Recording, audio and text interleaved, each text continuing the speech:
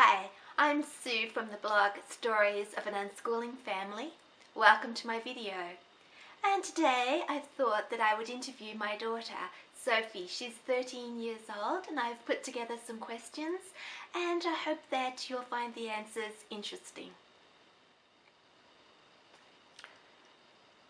But Sophie, perhaps you can start by telling us how long you've been an unschooler. My whole life. And my next question is, do you like being an unschooler? Yes. I like that you can learn your interests when you want to. You can learn everything about your interests for work instead of having strict things you have to do in work time, and your interests have to be shoved out into your free time. So you can do your interests for your work rather than for fun time. So Sophie, do you think that your interests are your work? Yes, they're very valuable because I feel that my interests is what I'm going to do later on in life. I'm going to follow up my interests more than the things I don't want to learn, the things that I strictly have to learn. Alright Sophie, as an unschooler, you learn things that you like learning about. You follow your interests. Now, a lot of people would say that I should make you learn things that you don't want to learn about because it's good practice. Because one day you're going to go out into the world and you're going to have to do a lot of things that you don't want to do. So what do you think about that? I think that's wrong. Why?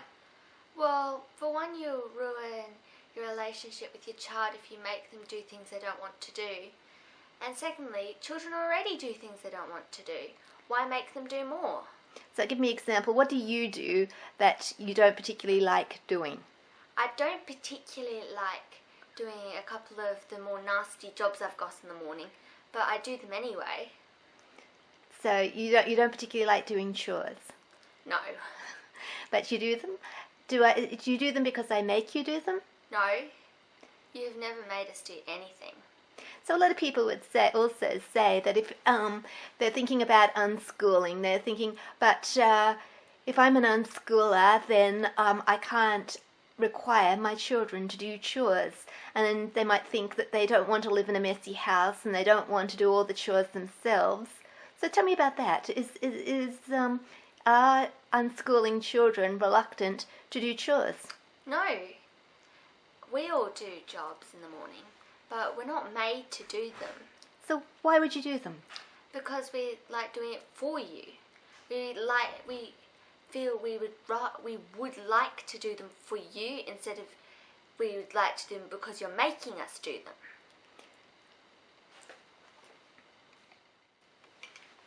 Right, Sophie, do you think that chores is something that just children should do? No, I think that parents should help out.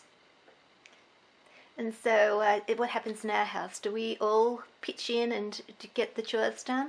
Every one of us helps out with the jobs, even if it's only a little bit before they go out. So it's like teamwork? Yes, definitely. So what is it, how, when your parents are actually helping out with the chores, what does that do to you? Well, it makes you feel that parents aren't a whole heap better than you. It doesn't make you feel like parents are exempt and only kids have to do all the nasty jobs. But at the same time, I don't want to leave it all up to Mum because that wouldn't be fair. Mum already does a whole heap for us. So you think that if people are helping you, you want to help them back? Yes, definitely. So everybody has to be a good example, everybody has to help each other? And that's the way that people become generous in helping others? Yes.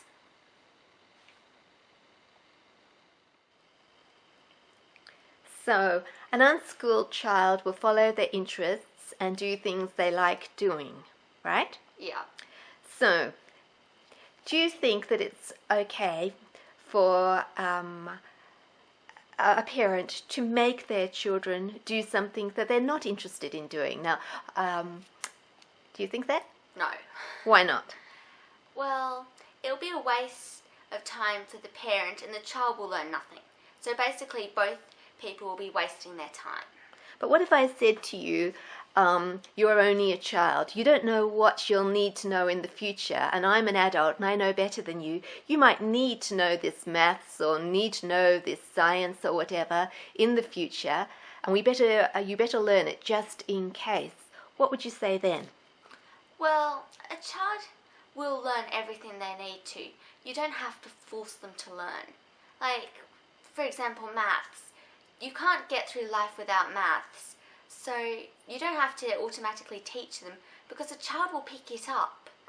So you'll learn when you have a need. Exactly. So if you get to late teenage years and you find that you're missing something that you need to pursue, say, a university course, what will you do?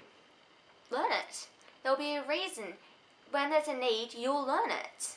So it's never too late? Never too late. You're still learning things. I'm still learning things. That's so true. So, going back a few years though, is another example of learning things that you need to know. Like a lot of parents spend a lot of time trying to get their children to learn how to spell, because of course that's something that we all going to need, and that's what we say. You'll need to know how to spell. So is it, do you think that parents should make their children sit down and learn their spelling? No. You never made me sit down and do spelling. I did this spelling course for a couple of weeks, but it never helped me. All my spelling has actually come through writing. So you've learnt spelling as you've needed it. Exactly. You can't write novels without spelling, but all my spelling came from novel writing. If I have problems with a word, I can always ask someone. So do you consider yourself a good speller? Yes. Even though that you haven't done a spelling course? Yes. Okay then.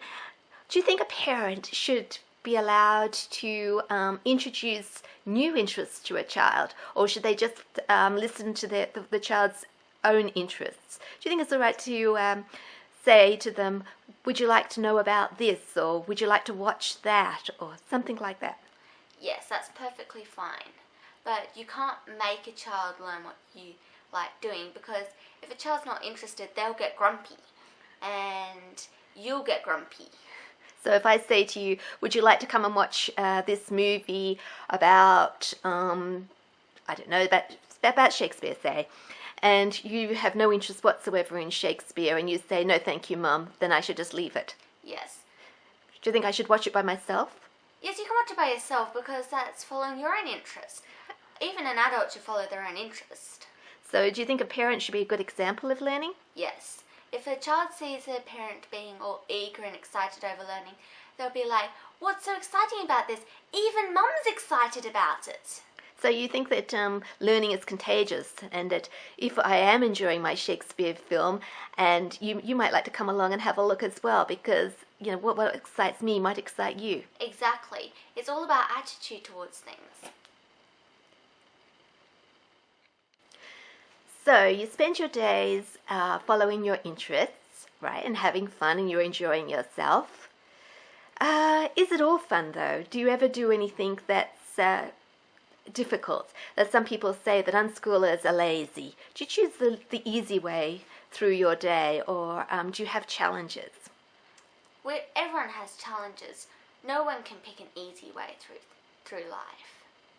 So, you know, I might just say, well, if you want, you just do what you like. You might actually not do anything at all. No, we would do things. Every child will challenge themselves to do things. Is there satisfaction in having in fulfilling a challenge? Yes, definitely. So tell me an example of something that you challenge yourself over. Piano. I don't have to learn it or anything. I don't have to do daily practice or anything. But I challenge myself to do it because I want to learn how to do it. I want to be able to play music nicely. Running is another good example, because I could just not run, but there's a satisfaction in doing a nice long run. It's worth it. There's a reason why you want to do all these challenges. So unschoolers aren't lazy. You do like to work. Yes. Well, perhaps we can talk about some of your interests, some of the things that you like doing in your unschooling day. So what's one thing that you like doing? Writing. Writing. And so what are you writing at the moment? Currently I'm editing a novel I wrote a year ago and planning for another one, so I'm not doing that much writing at the moment. What gave you an interest in writing? When you started your blog, and Amy and Charlotte when they did NaNoWriMo the first time. So you picked up on their interests and thought, well, this sounds good and I might like to try this as well. Yes, quite often I follow people's example. So do you think it's important for everybody in the family to share their interests? Yes, I think that's quite important. And especially parents? Yes. Tell me about another of your interests. I like movie making, which again I got from you. Yes, so we're having a bit of fun with movie making. Tell me about your vlogging. I started my own YouTube channel a little while ago where I post videos about what I like doing, like blogging and making headers for my blog. So that's good fun. You're learning a lot of new skills. Yes, definitely. Good. Well, tell everybody about where you blog. I blog over at my own blog, Sophie Stories. And you've got your own YouTube channel, Sophie Elvis? Yes. That's where people can find you if they'd like to pop over and watch one of your videos. Yeah. Well, that's some questions about unschooling and teenagers. And if you have any questions that you would like to ask Sophie that she hasn't already answered, then please stop by at my blog, Stories of an Unschooling Family. If you leave your questions in the comments, I'm sure that Sophie wouldn't mind answering them. I'd just like to thank you, Sophie, for letting me interview you today. That's all right. And I'd just like to thank everybody for watching our video. Thank you.